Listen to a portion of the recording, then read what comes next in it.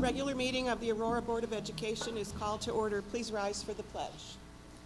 I pledge allegiance to the flag of the United States of America, and to the republic for which it stands, one nation, under God, indivisible, with liberty and justice for all. Mr. Volleson, please call the roll. Mr. Acom? Here. Mr. Zayas? Here. Mrs. Connor? Here. Mrs. Mahalis? Here. Mr. Cebulski? Here.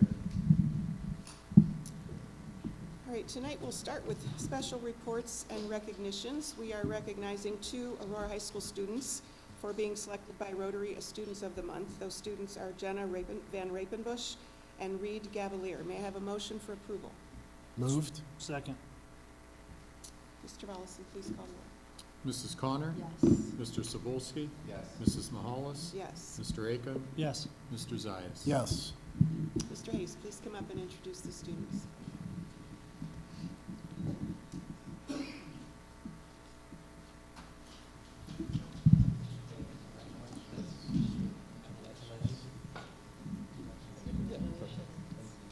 Congratulations. Certificate.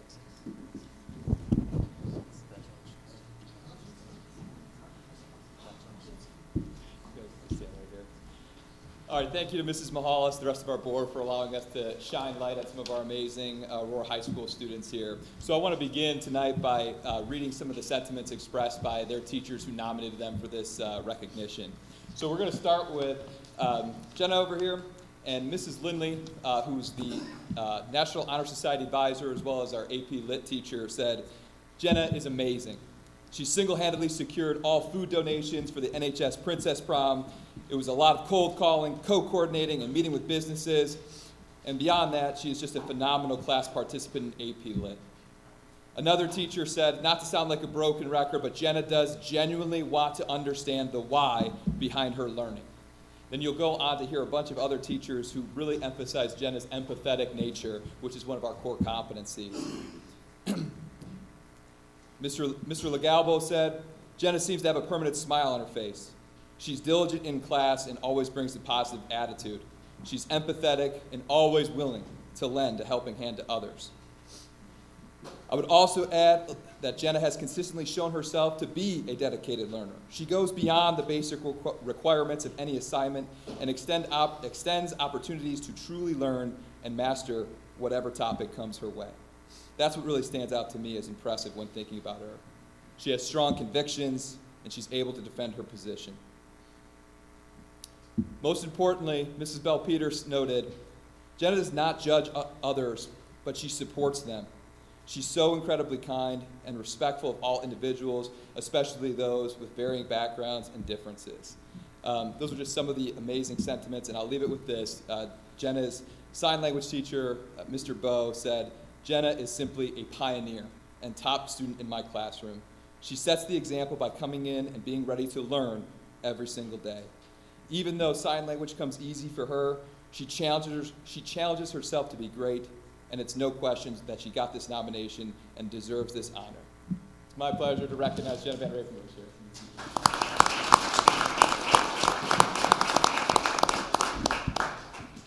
Hello, everyone. I just want to thank everybody for this award and the recognition of my work over the past 4 years at Aurora High School. I'd like to thank the Board of Education for providing this recognition, Mr. Hayes for the kind words, and for my teachers who clearly have spoken so highly of me, even when I'm not sure that what I'm doing in the classroom is anything special. I would like to thank my parents, both teachers in the district, who push me to be my best, even if my best is them wanting me to get a grade less than an A just for the experience. Being a student at Aurora has taught me so many lessons about myself and the world around me, and I have been able to grow both inside and outside of the classroom. I can be an active member of my community while balancing school, work, and relationships. All of my classes have pushed me beyond what I would have learned on my own and allowed me to connect to more than just Aurora and understand what is going on in the world as a whole. I've been able to be on stage and perform, one of my favorite opportunities each school year that pushes me out of my comfort zone in the best way possible. I have been able to be a part of my school's ABC Club that promotes inclusion both in and out of the classroom for students with disabilities, which has furthered my passion for working with kids with significant needs as my future career. It has also taught me the importance of standing up for what I believe in when it means giving a voice to someone else. Aurora High School has taught me so much, and as I go off to college next year, I plan on going to Kent State to major in speech, language, and hearing sciences to become a speech-language pathologist. I want to be someone who allows children to use their voices for good, and maybe even for the first time. My voice has allowed me to be an active participant in the classroom and in my community, and I can't thank my teachers and the Board of Education enough for this recognition. Thank you.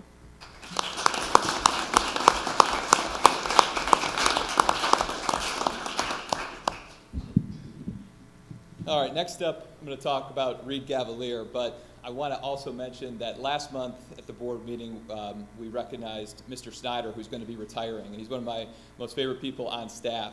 And when these nominations were coming through, Mr. Snyder knew that Reed was nominated, and he was going to get me some formal feedback, but he just stopped me in the hallway and said, "Mike, there's one word for Reed, and that's magic." And it's the absolute truth. And I love sharing that. And then Mr. Snyder did go on to say that he had Reed twice in class as a freshman in world history and then last year as a junior in government. And in both instances, Reed was the constant, quote, go-to when he needed a response, or the student who might differ with his own view, but in a way that was comfortable and would incite others to participate and take a side in the discussion. From a more personal perspective, he may be one of the most pleasant and outgoing students I've ever taught. He's always been proactively helpful with anything and for anyone, and for anything I've ever needed in class. Mr. Cucarola said, "Reed is one of the most impressive young men that I've ever had the pleasure to teach. He's had to overcome some immense challenges in his life, and yet he walks the halls of this building with a smile on his face and the positivity and charisma to brighten everyone's day around him. Not only is he a dedicated and outstanding student, he's an incredible friend to all of those around him. He's also incredibly talented outside of school. Reed's been running his own business the last several years, where he and his brother do custom carpentry all around the Aurora area.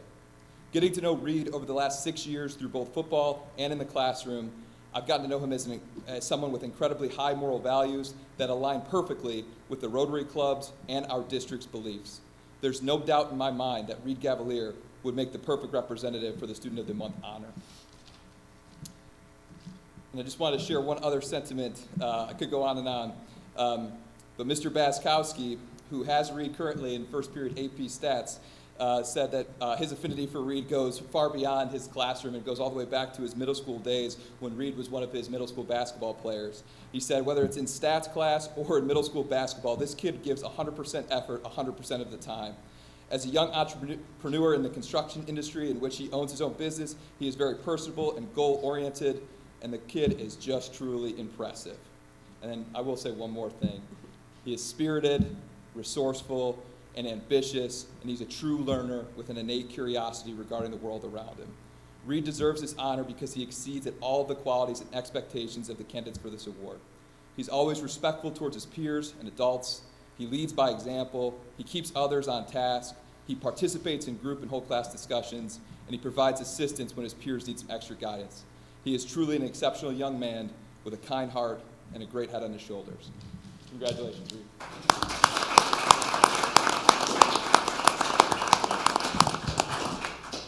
Good evening, everyone. Thank you for being here. I, along with every student at Aurora, I think I could say that our district is amazing at making students feel noticed for their achievements. The words the staff had to say on my behalf were beyond kind, and I really appreciate it. Finding out about this award really lifted me up. I think it's a truly special thing that they're doing here, and I hope it continues long after me. I want to thank my mom and my grandparents being here. They always push me to do my best every day. I think all it really takes is making your next day better than your last, and you'll be amazed at how far you can come. Growing up, I was involved in sports. I played basketball, football, baseball, and I was always getting injured, so I figured I needed to find something a little more sustainable for myself. So right before COVID started, I got into carpentry and started a business, and it has grown substantially. My favorite thing about Aurora is the support. People saw me wearing my hoodie around school with my business on it, and everyone wanted one. So me and my brother put in an order of like 100 hoodies, and they sold out like almost immediately. And Hayes bought two, which was awesome. And so yeah, the support was amazing. And when talking to Hayes, he noticed the hoodies and he said, "Oh, I see everyone wearing your merch in school." And that little thing that he noticed really brought the utmost respect to my mind for him, who has constant things going on in his day, to notice something so small. And it really shows who he is as a person and how much he cares about the school and the students. My plan is to attend Kent with a major in entrepreneurship and a minor in construction management. I want to renovate homes and then start my own custom home building company. Thank you again for the award. I really appreciate everyone being here.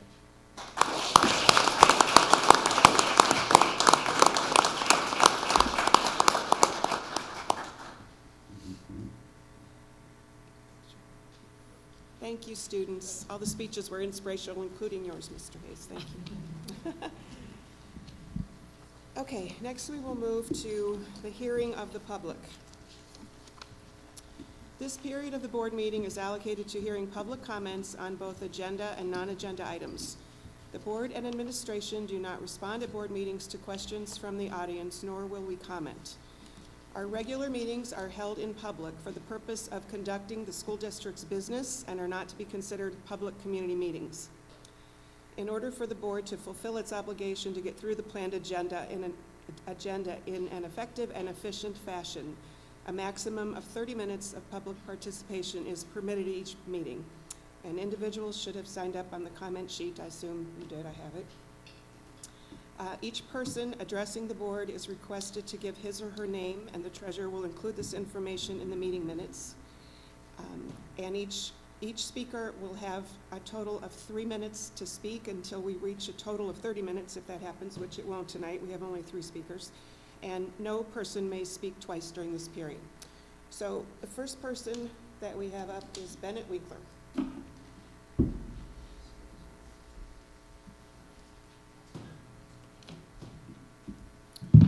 Hello, I am Bennett Winkler. I'm a senior at Aurora High School. I played varsity soccer and varsity ice hockey, 4 years of soccer and 2 years of varsity ice hockey.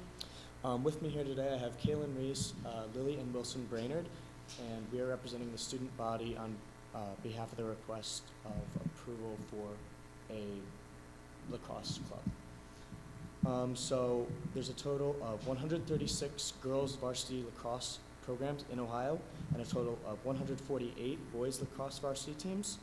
And the majority of the surrounding schools in our area have high school lacrosse teams. There's a great amount of interest from grades 8th through 12th regarding a lacrosse team from both boys and girls, slightly skewed more to the boys.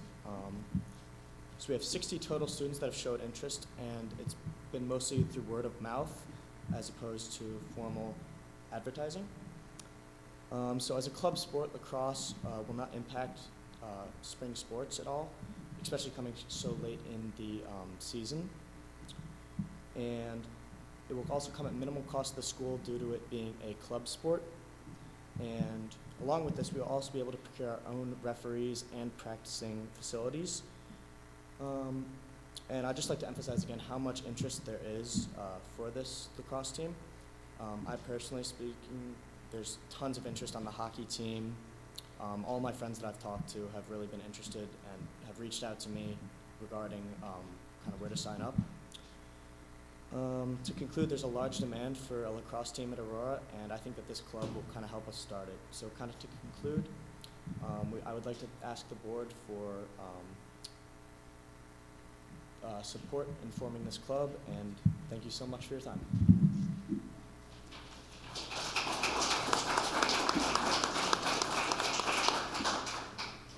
Thank you, Bennett. Okay, next is Gail Zadanowitz.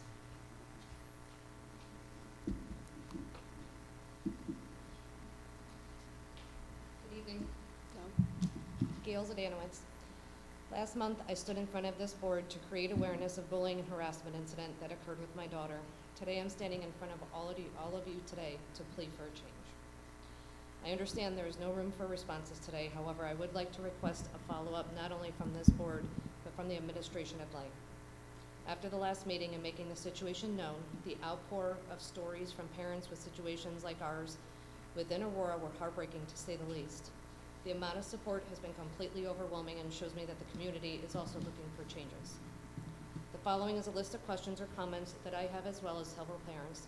Many of the below questions arise from the current handbook in place. Page 24 of the handbook reads, bold capitalized letters, student discipline and zero tolerance policy. I do not see too many references to zero tolerance, but do read the term no tolerance. This is too vague. Too many parents are asking, what is your interpretation of a no tolerance, and is unacceptable. Page 28, section 4, profound, vulgar, abusive, improper language, improper gestures, or sexual misconduct.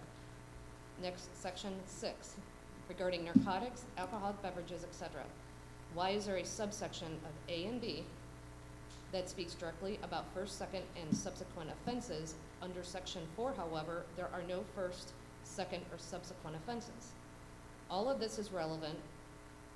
Why there is not an A and B for section 4 as well?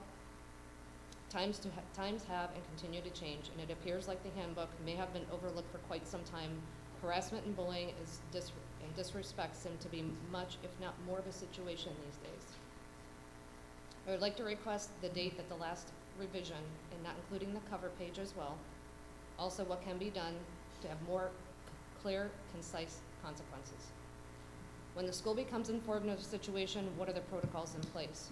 Do you allow the student to remain in the presence of other students until further investigation has been made?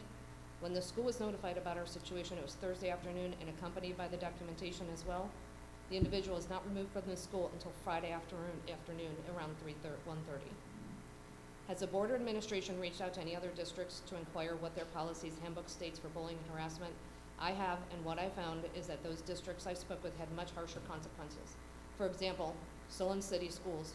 I'm sure some of you may be very familiar with this handbook. Page 49, section D4, bullying, a minimum of 10 days suspension and recommended for expulsion. All offenders will be referred to proper legal authority. Kudos to Solon, it appears that you are taking this seriously. Aurora, not sure if you're aware, but it's spelled out what the consequences are for attendance, truancy, and tardiness, but not for bullying or harassment. Sports, representing Aurora schools and being included on a team is a privilege. What are the repercussions for each sport in Aurora?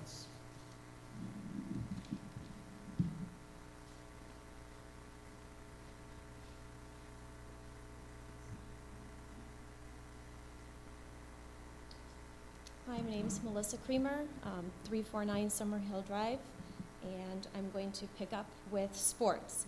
Representing Aurora schools by being included on a team is a privilege. What are the repercussions for each sport in Aurora? Are they consistent? Who has the power to make these rules? Are they to be approved by the board to ensure consistency throughout all sports?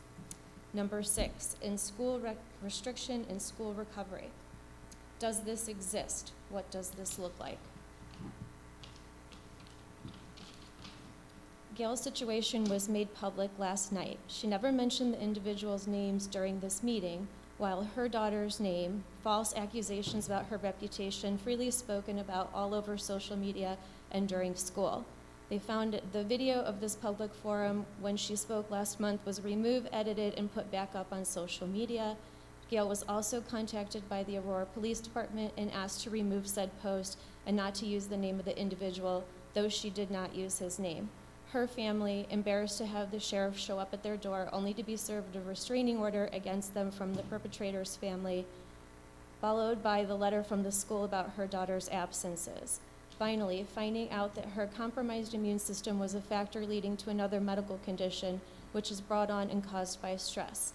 This has been a very tough road for their family. She thanks goodness every day that Maddie is the strong person that she is and did not allow for her to be in a state that some other children are because of something like this. This has taken a mental and physical toll on their family.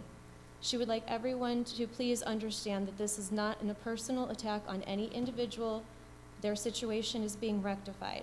Unfortunately, these are the actions that have occurred and being used as warning signs and what we should not be allowing in our district, and all the reasons to make changes for stricter consequences. Help raise awareness. How is that the victim continues to be victimized? Does the system in place work? Do you truly believe that the punishment was set forth for instances like this are enough or okay? If your answer is yes, our schools are in for a world of hurt. If you can all sit and think that this is one of the ways it starts prior to ending in an ultimate devastation. Or is this the system completely broken and oblivious? Last month, 2 students from Brunswick High School committed suicide due to bullying at their schools. Have you taken the time to research the stats and how many students are committing suicide due to bullying? She has the numbers and they're staggering. Why? Because no one takes action until a tragedy happens in their district. Gail would like to leave you with everybody with this. You all have the resources, and she's sure if help was needed, you'd be surprised by how many want to make a positive impact and change. Don't just be the school that proudly flies the School of Excellence banner. Be the school that can display one that states School of Excellence and safe learning. Why do we continue to watch the most dangerous intersection with only 2 stop signs until too many people are injured or killed before the decision is made to make it a 4-way stop? This is your time to make changes and place those other 2 stop signs at the intersection before it's too late. Thank you for your time, and thank you to all of you that came to support this cause this evening.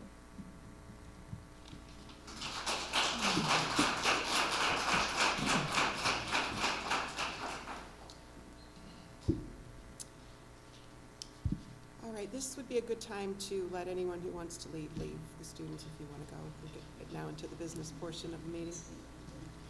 All right, next we will move to the approval of minutes. We had 2 meetings in January. One on January 5th, that was our organizational meeting, and our regular meeting on January 23rd. Wait till they leave.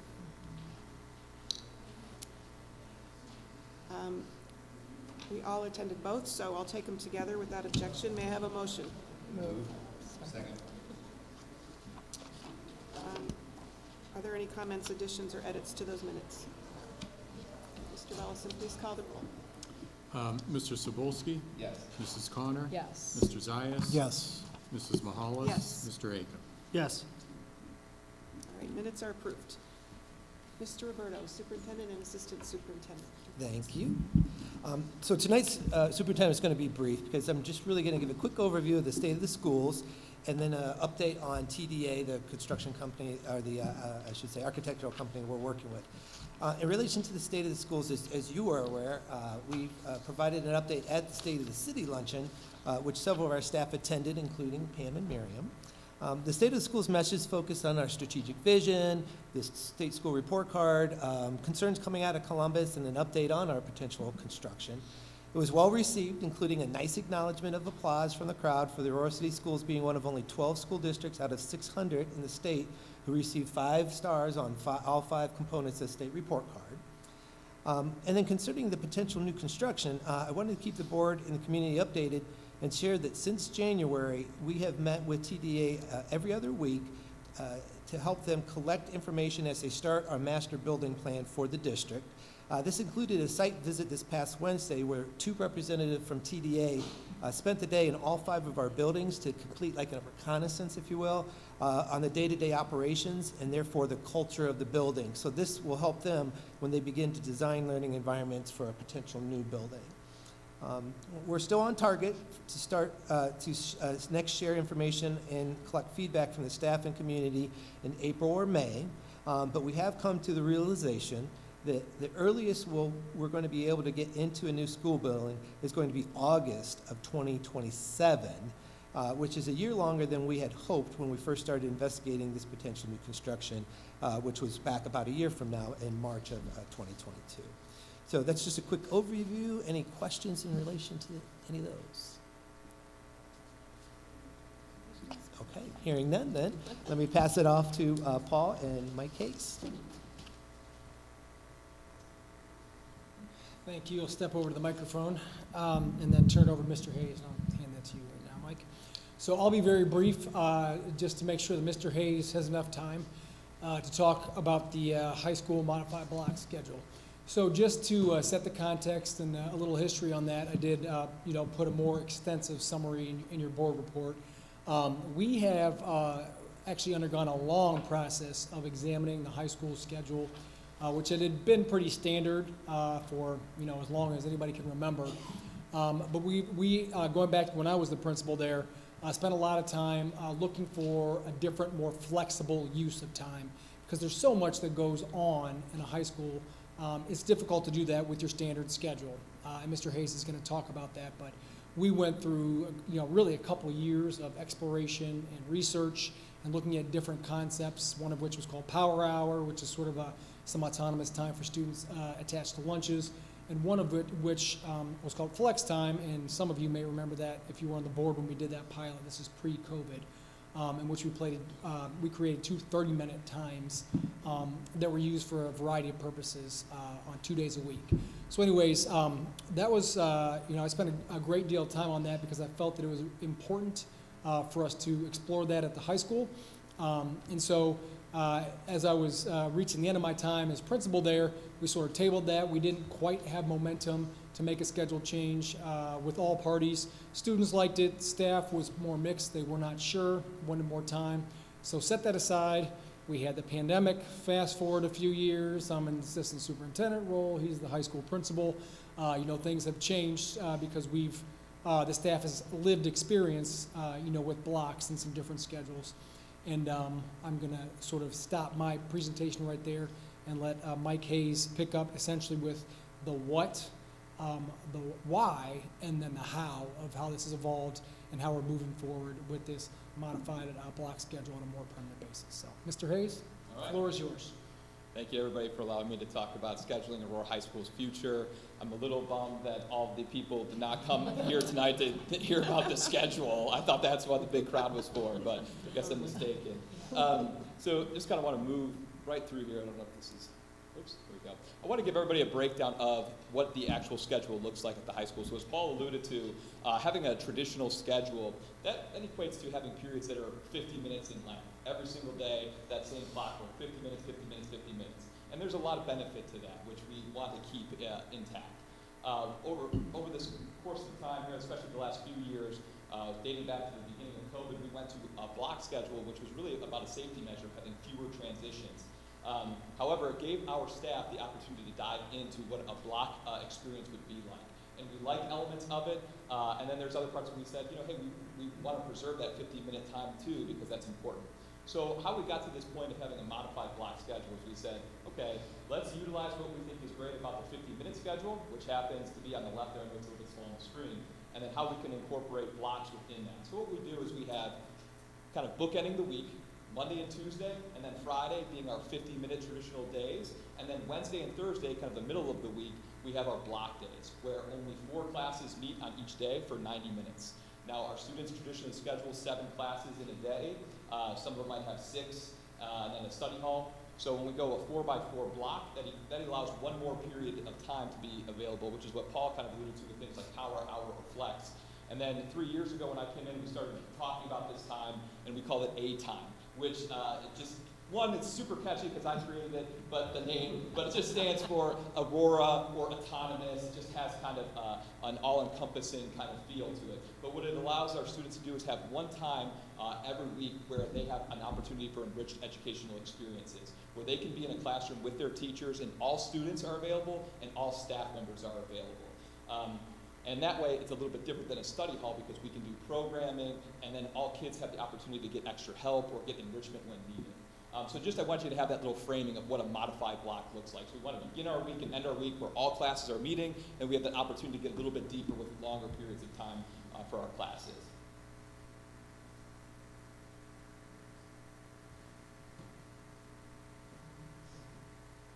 Let's go, thanks. So I want to give you a little bit of an idea of what we find value with those 90-minute block periods. So first and foremost, it comes down to academics. We want our kids to be able to have greater depth of knowledge. DOK is something you've probably been hearing about for years and years. How can we give our kids more immersive, in-depth educational experiences? So when you're in a classroom setting, things like science labs would have to normally be split during a 50-minute class period.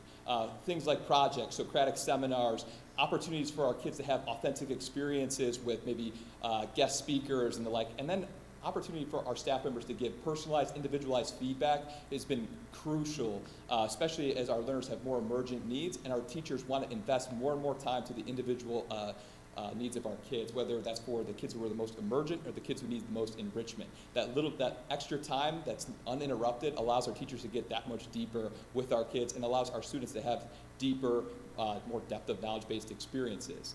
There's also a couple other factors that we want to stress. First and foremost would be the idea of stress reduction. So when a kid leaves on, say, Tuesday, and they have to go into classes on Wednesday, they're only preparing for 3 to 4 classes. So when we're thinking about having major projects, assessments, things like that, they can really focus their efforts and say, instead of going into a day where I'm prepping for 6 to 7 tests or things like that, I say, okay, on Tuesday night, I'm going to focus on this. On Wednesday night, I'm going to focus on these 3 or 4.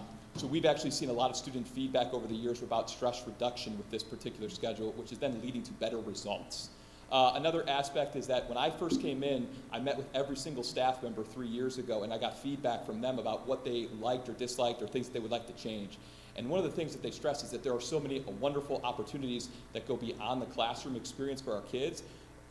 Certain programming, certain experiences that they might have, but they were pulling kids out of class all the time, and then they were creating unique bell schedules. So when we were running the 50-minute bell schedule every day, we might have a random day where the bell schedule went to 37 minutes or 43 minutes because we were building in a block of time for an assembly or something like that. What we're able to do with this schedule is we're able to incorporate almost all of these unique immersive experiences into that A-time period, which creates an opportunity for structure and routine in our kids' schedule, and it's transparent to both kids, parents, and staff members alike, so they know what to expect, and they're not getting hit with a bunch of different schedules all the time. And then lastly, as we have over 90% of our student body going on to a post-secondary experience, this particular schedule gives them exposure to a collegiate-like setting.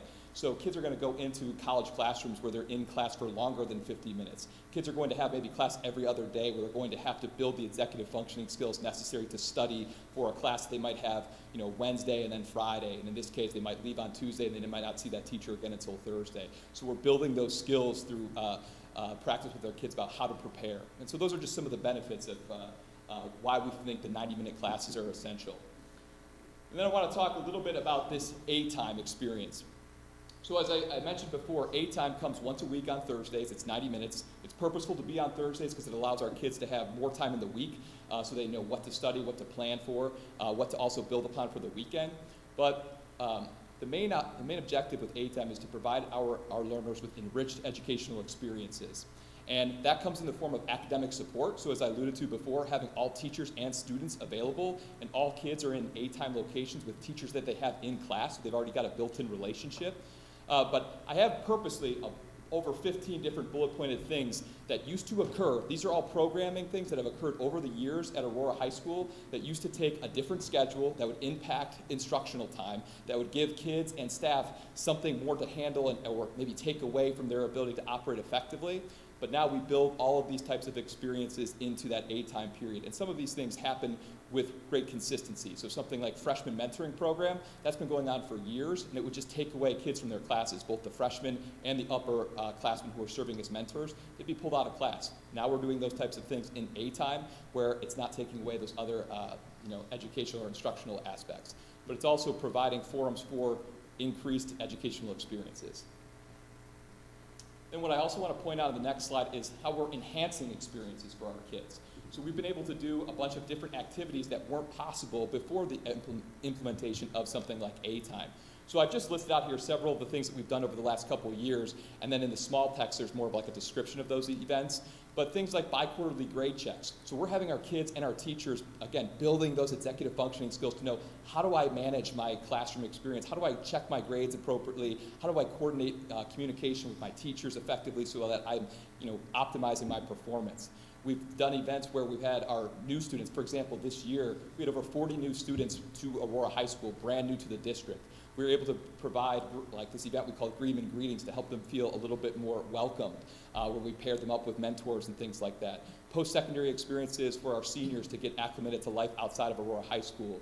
Multiple career connection opportunities. We've done several career fairs. We had an assistant anesthesiologist in last week, scientist on sickle cell anemia just the other week. Last year, we held a career fair with over 40 professionals. Earlier this fall, we did a similar one with all different types of opportunities for our kids. Again, these are all things that are brand new to Aurora High School. Officer Trito in the back there has also led multiple sessions just this year alone, which again, wouldn't have been possible unless we had this opportunity, and people are continuing to build off of it. So even during classes, we've had things like Lauren Brancasio, Spanish teacher, bringing in salsa dancing lessons and things like that were done in this exact space because she was able to bring her class and have a unique experience. Or we had representatives from the state of Ohio talking to our AP Human Geography students and environmental science students, which wouldn't have been possible before this. And so, as Paul mentioned, we're going to talk about the how here, or how we got to this point. So this is just what I've been calling over the last 3 years our 5-phase multi-data point plan.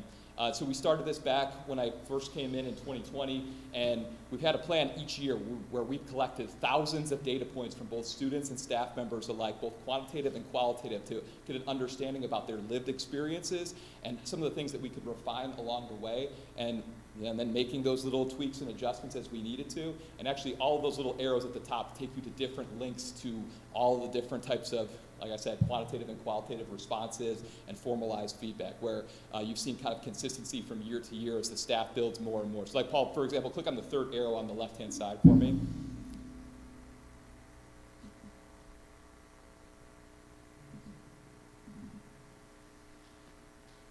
Yeah, you had it a second ago, but it's okay if you don't. It's no big deal. It's just to show you the extent of types of responses that we've gotten over time, because we take it really, really seriously. Then I'll just kind of wrap up here by saying, you know, this has gotten to a point in the fall of this past year where we really looked at, as a student population and a staff population, could we commit to this for the long term? So we've looked at this as being kind of piloted over the last couple of years where we've had this schedule going on, and I really wanted to present this information to our board so that they had so you guys had a firm understanding of how our kids' lived experiences and how our staff's lived experiences are each and every day, so you had a kind of a sense of the framework. And ultimately, it comes down to the fact that we, as staff members, as administration, we believe in this process to give our kids those immersive, depth of knowledge-filled experiences, giving them enriched educational experiences that aren't available elsewhere. And I think that's part of what makes Aurora High School special. We're always talking about nurturing the roots of our learners and providing those great opportunities.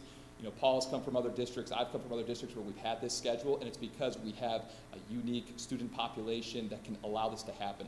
Other places that are maybe too large or have too many unique things happening, they can't actually have this type of schedule, and we're fortunate enough to be able to do it, and I'm really looking forward to the future as we continue to embark on teachers utilizing these things with even greater frequency. And I think this year especially, we've seen them taking it to the next level of the types of experiences they're able to bring our students. So I just want to say we believe in this approach. Our staff members, our students have taken to it. Of course, there's bumps along the way. We're always tweaking and refining things, and we're always open to that feedback. And we're going to continue to kind of revamp everything as needed. But to us, it really goes down to that idea of focusing on nurturing the roots and being right in line with our strategic vision. So I appreciate the time, and if you guys have questions, I'm open to hearing anything. I just want to ask, did you guys feel feedback from teachers, students on the approach? Yes, yeah. So basically, yeah, that was actually the one I was going to have you look at. I just had it a second ago. It's okay. But yeah, so we went through it extensively, and we actually, through that process, we had a multitude of forums for staff to provide feedback and students to provide feedback. So looking at things where departments were able to get together as departments and then kind of synthesize feedback and bring it to our instructional leaders meetings. We had a slew of staff meetings where teachers could get together in interdisciplinary teams to talk through what was working for them, what processes they felt like could use revamping. And then we really leveraged our student leadership team. So it's a group of students that I meet with once a month I use them as kind of a platform to hear from the rest of the student population. So I talked to them about how we could structure things. So for example, one of the things that came up last year was how we were looking at our exam schedule in conjunction with this schedule, and we made those tweaks going into this year. When I mentioned about students being in A-time locations with teachers that they had for a particular class, that came as a result of the way in which we collected feedback from the staff members. So a lot of different forums for it, and it's just through that process, I think the staff members and the students have at least had the opportunity to feel heard and valued. That's great, thank you. As a parent, I love it. I've loved it. Just it's been, I like having the block those couple days, and just the A time's been great for my son because, like you said, he can go and get help from a teacher, even if it's for like 10 minutes, you know, and then go back or see multiple teachers, or if he were to be absent, it just makes it easy. You know, he can make something up during A time where you don't have to miss something else or get further behind. And so has utilized that a lot with just like, I'm gonna go see my math teacher for 10 minutes, you know, whatever, and then just make sure I'm on track and then go back. Or if he's working on a really cool umbrella. Well, right. You know. That was a great presentation. Yeah, Convinced me. Thanks. Thanks, guys. Thank you.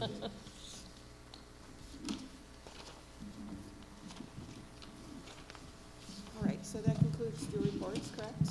And so we'll move to the treasurer's report. Thank you, Mrs. Mahalis. This evening, I have 3 separate resolutions for your consideration, and I'll start with the financial report for the month of January. And in January, our expenditures exceeded revenues by nearly $2.5 million. Again, pretty much as expected, as this is a low revenue month. Decreases our general fund cash balance to about $8.5 million, 7 months into the fiscal year. Revenues are about 9% greater than projected, and expenditures about 2 3/4% less. Revenue side, things to mention, all other operating revenues have about $135,000 in all-day kindergarten tuition, and this is the second half payments that the parents are making for this particular school year, and also another nearly $34,000 in preschool tuition. So again, the second half payments for those particular students. And then also we got our second casino revenue payment. This time was about $94,550, a little less than was in August, so either less people are gambling or more are winning, so I'm not sure. In August, we received $98,000. Expenditures are pretty much all within normal variances around this time of the year. So thus far for the fiscal year, revenues are about $68,000 greater than projected. Expenditures about $53,000 greater, giving us a favorable variance about $15,000. So pretty much we're running to projection 7 months through the fiscal year. Okay, thank you. Exhibit D1 is a resolution to approve financial statements and reports, as explained and is given to us in our packet. May I have a motion? Moved. Chair seconds. Are there any comments or questions? Mr. Balson, please call the roll. Mrs. Mahalis? Yes. Mr. Acom? Yes. Mr. Zayas? Yes. Mrs. Connor? Yes. Mr. Sobolski? Yes. All right, resolution is approved. Okay, D2 is a resolution to approve, basically it's transfers, and you can see it's a little bit of gyrations here. This is at Harmon, and at Harmon they're moving money in from the ski club and also the swim club, and moving it through the principal's account. When you transfer money, you have to transfer, you can't transfer between funds. General fund could transfer anywhere, any transfer into general. So what you could see, we're moving $10,800 from the 200-908H, which is the Harmon Ski Club.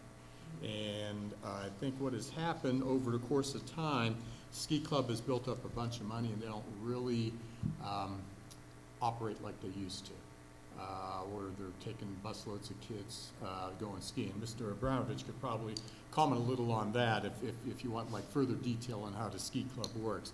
So they have an excess of money there. So we're moving that money into the principal's account, which is the 018 account. You'll see in the transfers too. The 200-910H is the Harmon Swim Club, and it is running in a deficit because of the cost to run the club for lifeguards and everything else, and pool time is greater than what the kids have been paying to go into it. So what is happening, we're transferring that money into the general fund. You can see those two, the 10,830 plus 3,000, add the 13,830. It's going into the general fund, and then the general fund then is transferring it out to either the principal's account, the 018, or the swim club account to get that to a positive balance. So kind of a long explanation to move a little bit of money, but for GASB purposes, general accounting purposes, is the way you have to do it. Okay. I'm sorry, Bill. What was 200-910H? 910H is the, Swim. that's the Swim. Harmon, 910H. yearbook, excuse me, that's the yearbook. Yeah, so yearbook's involved in this also. So we have the Harmon yearbook, Harmon Swim Club, Harmon Ski Club. And the 200-915H, That's the swim club. That's the swim. So the yearbook profits Yeah, are. yeah, yearbook has some additional funds in it, as does the ski club. So it gets a little, confusing in a little roadmap here.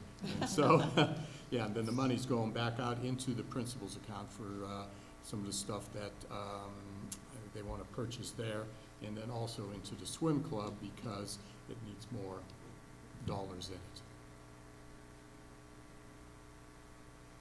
Okay, Exhibit D2 is a resolution to approve appropriation amendments. May I have a motion? Moved? Second. Are there any other comments or questions? Mr. Volleson, please call the roll. Mrs. Connor? Yes. Mr. Sabulski? Yes. Mrs. Mahalis? Yes, Mr. Akam? Yes. Mr. Zayas? Yes. resolution is approved. And finally, we have D3, which is the resolution with the long title, and a resolution accepting amounts and rates as determined by the Budget Commission and authorizing the necessary tax levies and certifying them to the county auditor. This is an annual resolution which we do and which essentially every school district in the state will do. And what occurs is that the county auditor, well, we did the alternative tax budget in January. So what this does, it's the first step in the budgeting for next fiscal year. County auditor, in conjunction with this, goes through the valuations and everything else, and then they determine the amounts that each of our levies will bring in for the year. So what they do is send us their tax abstract, and it'll include how much our valuations have gone up, and then what the actual millage rates will be for both residential and commercial taxpayers. So when you look at it for tax year 2022, which is what just concluded, our valuation for our district increased a little under 2%. So it went from 832, 542, 560 million to $848 million, about $16 million increase. So it's only about 1.95%. So it's a small increase, as this was not a reappraisal year. So basically, this increase is essentially new construction that went on in the district throughout the year. So based upon that, it sets the millage rates, which will be on everybody's tax bill, which you have received and will be paying, whether it's, you paid a whole year at a time or half and half. And in there, for homeowners, the millage decreased by about 0.25%. And again, as the valuations go up, your millages go down. That's because of House Bill 920. And also for the businesses, your commercial and industrial, it decreased by nearly 0.25% also. So that decreased down to 51.3 mils. So essentially what we're doing, we get the abstract from the county, they set the rates, we review it to make sure everything looks proper, which it normally always does. And now we're approving the rates that they set, and those are what go out on the particular tax bills, whether it be to individuals, to businesses, so on and so forth. Okay, Bill, isn't it accurate that with the new construction, most people will look at those new houses that are being built and think, wow, the district's gonna get a lot more tax Right. dollars? But that's not the case, is it? That's not the case. The only thing that we're really getting additional tax dollars is on our inside millage, which is 5.6 mils. Otherwise, the millage adjusts. So that's why you can see as the valuation goes up, the millage goes down. So when people vote upon a levy, whatever the levy amount may be, you're pretty much locking in total what the district is receiving. So as more houses are built, everybody's bill goes down a smidgen, just a little bit, and we're getting the same amount of money. Really, all we're picking up is on the inside millage, and that's because of House Bill 920. Thank you. all right. Exhibit D3 is a resolution as read by Mr. Ellison. I won't read it again. May I have a motion for approval? Second. Are there any other comments or questions? Mr. Ellison, please call the roll. Mrs. Connor? Yes. Mr. Zayas? Yes. Mrs. Mahalis? Yes. Mr. Akam? Yes. Mr. Sobulski? Yes. Resolution is approved. All right, moving on to new business. Are you done your report? That concludes my report. Thank you, Yeah. thank you. New business, we have a resolution to accept gifts and contributions. It's Exhibit E1A, I'll read through them and then I'll ask for a motion. SCATR LLC donated $10,000 to the high school athletic department for baseball. JNS Packing donated $1,500 to the high school athletic department for baseball. Advanced Insurance Solutions LLC donated $1,000 to the high school athletic department for baseball. J.A. McMahon donated $1,300 to the high school athletic department for hockey. And the Ganshorn family donated $10,000 toward the high school graduation. May I have a motion for approval? Move. Second? Any comments or questions? It's a good day for baseball. Yeah, it's a good day for baseball. Yes, and we thank you to all It's the much appreciated. donors, right? All right, did I get a motion? Yes. Yeah, I You did. did. Would you please call me? Mrs. Connor? Yes. Mr. Zayas? Yes. Mrs. Mahalis? Yes. Mr. Akam? Yes. Mr. Sobulski? Yes. Resolution is approved. We have 9 personnel items before us. Without objection, I will take them together. Is that all right? I'll read through them. Exhibit E1B1 is a resolution to accept resignations. Exhibit E1B2 is a resolution to employ licensed substitute teachers for this current school year. Exhibit E1B3, resolution to approve reclassification of licensed staff members. Exhibit E1B4 is a resolution to employ support staff substitutes for this current school year. Exhibit E1B5, resolution to approve the introductory appointment of support staff. Exhibit E1B6 is a resolution to award supplemental contracts to district personnel. Exhibit E1B7, resolution to award supplemental contracts to non-district personnel. Exhibit E1B8 is a resolution to employ 2 long-term substitute teachers. And Exhibit E1B9 is a resolution to employ support staff. May I have a motion for approval? Moved. So, second. Any comments or questions? Mr. Paulson, please call the roll. Mr. Zayas? Yes. Mrs. Mahalis? Yes. Mr. Akam? Yes. Mrs. Connor? Yes. Mr. Sobulski? Yes. Resolutions are approved. Exhibit E1C is a resolution to approve emergency school closing on January 25th due to inclement weather. May I have a motion for approval? Second. Any comments or questions? What happens if we don't approve this? You have to make up the day. Extra day for the kids. Yeah. Look out when you go home. You have to tell your daughter you did it. It is after the fact. All right, Mr. Volleson, please call the roll. Mrs. Connor? Yes. Mrs. Mahalis? Yes. Mr. Zayas? Yes. Mr. Sobulski? Yes. Mr. Akam? Yes. Resolution is approved. Exhibit E1D is a resolution to authorize membership in the Ohio High School Athletic Association. May I have a motion for approval? So moved. Chair seconds. Any comments or questions? This is a standard thing we do, right? We do this every year in order to be able to participate in the state tournaments and at the end of the year. Okay, Mr. Volleson, please call the roll. Mr. Zayas? Yes. Mrs. Connor? Yes. Mrs. Mahalis? Yes. Mr. Sobulski? Yes. Mr. Akam? Yes. Exhibit E1E is a resolution authorizing Ohio Schools Council governance policy change. May I have a motion, please? Second. Mr. Berto is going to explain this to us. Yeah, this is just really an update from our House Schools Board Association, and the basic part of the policy is they had changes that went from a requirement of 2/3 of the members to make a change to just a majority of vote. This is really through their guidance, not ours. So we're just following what's recommended for there. Okay. Any comments or questions? Mr. Volleson, please call the roll. Mrs. Mahalis? Yes. Mr. Akam? Yes. Mr. Zayas? Yes. Mrs. Connor? Yes. Mr. Sobulski? Yes. Resolution is approved. Exhibit E1F is a resolution of intent to participate in the Ohio Facilities Construction Commission Expedited Local Partnership Program. May I have a motion for approval? Second. Okay, and so for this, we don't get a lot of money, we don't qualify for a lot of money, it's like in single-digit percentage, about 9%. But this is a application, we needed to have board approval in order to apply. Just in case we wanted to be able to use that, that would mean that we would have to build whatever our new building is, the portion, about 9% of whatever that would be, under the restrictions of the OFCC.